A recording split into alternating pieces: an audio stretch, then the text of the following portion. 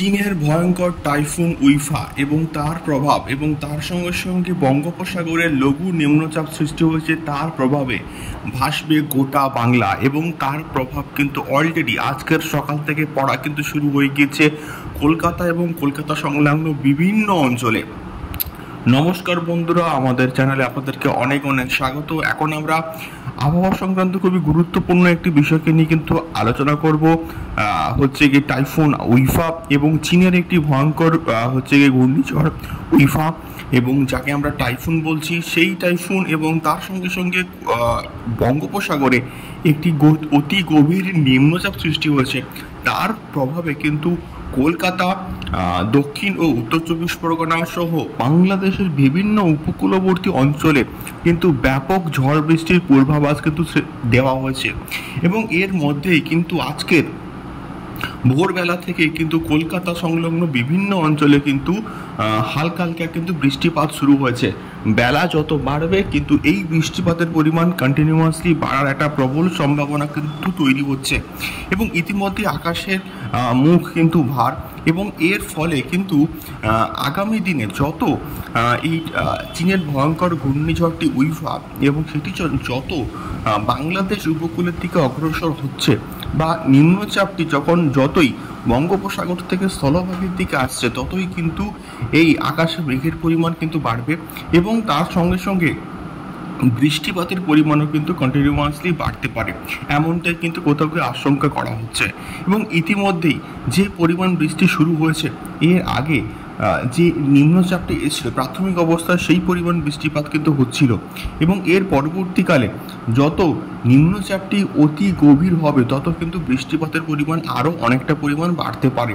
এবং তার সঙ্গে সঙ্গে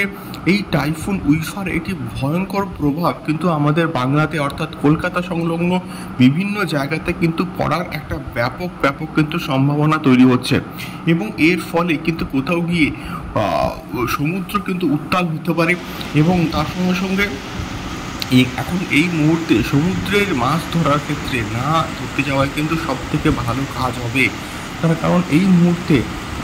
মানে একসঙ্গে ডাবল ইম্প্যাক্ট কিন্তু হবে, অর্থাৎ নিম্নচাপ এবং তার সঙ্গে সঙ্গে কিন্তু উইফা, এর দুইয়ের প্রভাবে সমুদ্র কিন্তু উত্তাল হতে পারে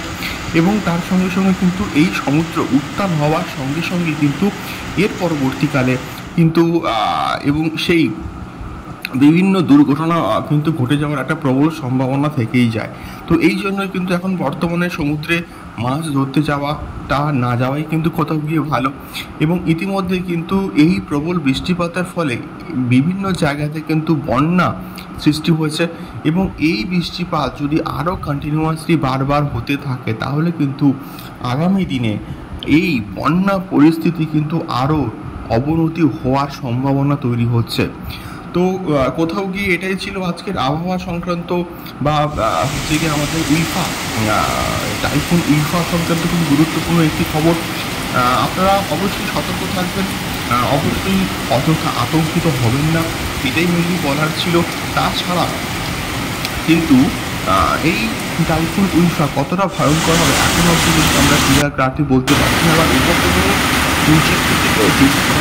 হচ্ছে যে যেহেতু অনেকটা স্থলভাগ এটি অতিক্রম করে এসছে, এটি নাও থাকতে পারে কিন্তু ব্যাপক বৃষ্টিপাত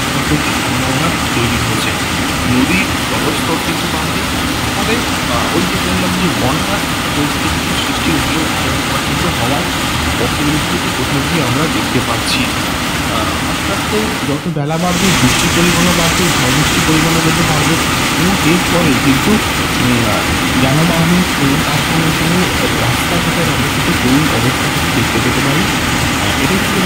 আবহাওয়া সংক্রান্ত ওয়েদার রিপোর্ট সংক্রান্ত খুব গুরুত্বপূর্ণ এটি আছে। আমাদের মতামত অবশ্যই আমাদের একটু কমেন্ট বক্সে জানাতে